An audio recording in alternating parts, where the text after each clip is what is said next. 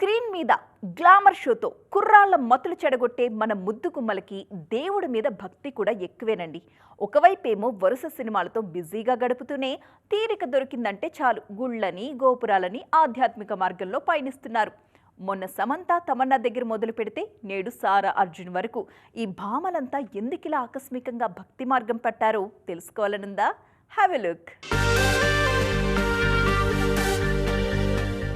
Milky beauty తమన్నాకి దైవభక్తి కూడా ఎక్కువే. మహాశివరాత్రి పర్వదినమొస్తే చాలు ఇషా ఫౌండేషన్లో భక్తి పారవస్యంతో నాట్యం చేస్తూ శివనామస్మరణలో లీనమైపోతారు. తాజాగా ఈమె మధ్యప్రదేశ్లోని మహాకాళేశ్వర్ జ్యోతిర్లింగంలో పరమశివుడి దర్శనం చేసుకుని భస్మహారతి సేవలో పాల్గొన్నారు. ఈ విజువల్స్ ఫోటోస్ సోషల్ మీడియాలో తెగ వైరల్ అవుతున్నాయి. ధురంధర్ సినిమాతో ఇండియన్ ఆడియన్స్ ని ఫిదా చేసిన సారా అర్జున్ భక్తి మార్గంలోకి వెళ్లిపోయారు. ఆ మధ్య సారా కూడా తమన్నా దర్శించిన మహాకాళేశ్వర ఆలయాన్ని దర్శించుకుని సేమ్ భస్మహారతి సేవలో పాల్గొన్నారు. ఎప్పుడు టైం దొరికినా కూడా వెంటనే దేవుడి ముందు వాలిపోతుంటారు సారా అర్జున్.